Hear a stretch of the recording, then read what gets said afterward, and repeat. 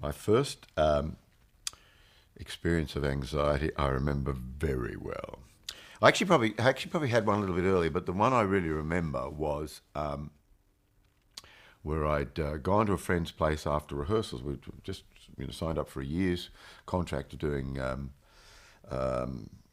play every month. So it was a great contract, and I'd been rehearsing and gone off to a friend's place, and they rolled a joint with hashish, which I smoke a bit of marijuana, but I didn't smoke hashish much. And I had this joint and didn't know what had hit me. Just was so frightened and absolutely terrified. So I attempted to drive home, and then I got into bed. I felt so shocking. So I didn't touch marijuana or anything like that again for a long time, for 20 years. And 20 year later, I thought, oh, I can't hurt. I'll have one puff. And I immediately had another huge anxiety attack. But I'd had anxiety, from once that started, then I started having anxiety attacks. And you get this incredible feeling in your stomach. And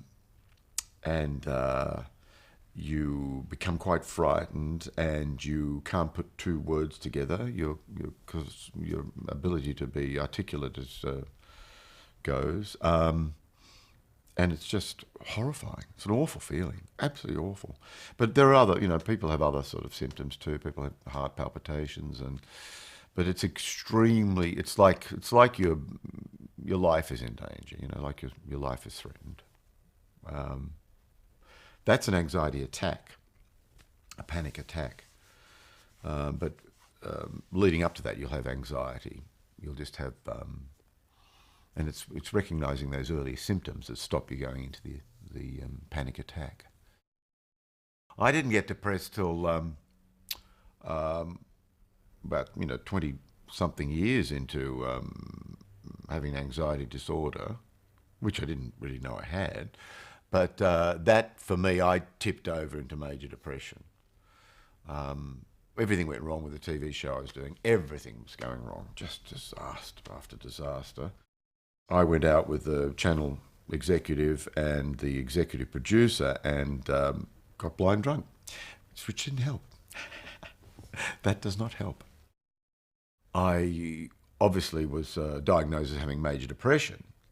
And they said with phobic anxiety, I think they said. And that didn't mean anything to me.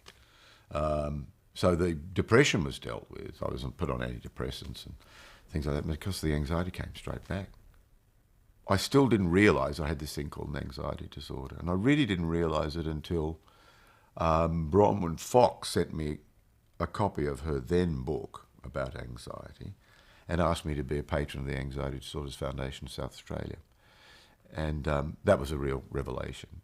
When I read the book, I realised what was wrong with me. So that was the start of the sort of healing process. I went and had cognitive behavioural therapy. And that was a real revelation, Cognitive behavioural therapy is a very practical therapy. It's not, there's a little bit of talking, not much. There's a little bit of talking just so they can find out what you tell yourself, why you're having, anxiety and why you're having panic attacks. And then once they're onto that, then they just give you exercises.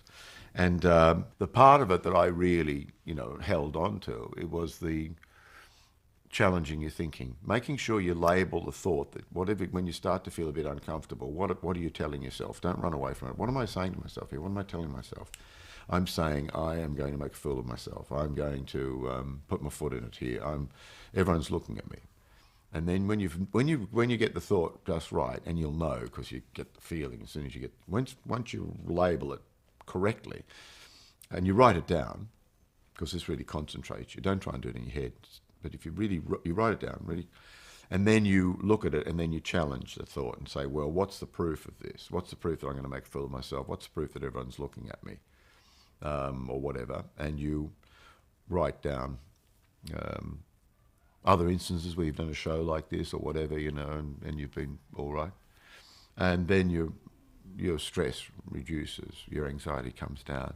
And eventually this becomes your new way of thinking. You learn to not go to those areas. And if you do go to those areas, you learn to challenge it. And you've got to get it early. When I talk to people about anxiety, I say to them, you will not believe how you feel after you've done the CBT. You will not believe it, that you've got your life back. And it's like, oh my God, I forgot how good it was. And it just requires a little bit of effort at the beginning, and that's a bit frightening. But it's as long as you realise that you're not going to be devoured by a lion or anything like that. I mean, you might feel really uncomfortable, but it's just your way of thinking that's wrong at this time. And once that sort of veil has been lifted, you won't believe it. It's phenomenal. So I meditate every day. I meditate twice a day. It's absolutely, it's a wonderful experience meditating. But also, you can then check that everything's okay. And if there is if you're holding on to something, you can then deal with it. Not try and push it away, but deal with it.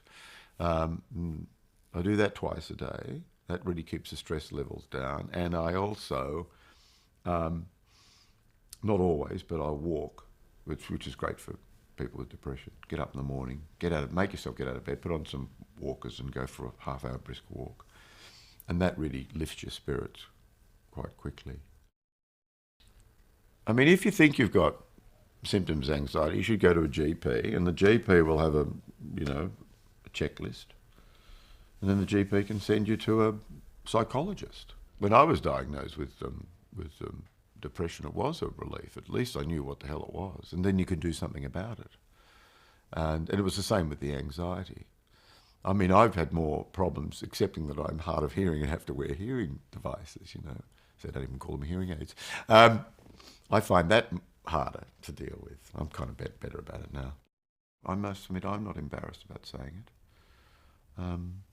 In the end, you realise that's not where your manhood is, You can sort of say that you get anxious, you get a bit frightened, something goes a bit awry. And it's, some women find it very attractive.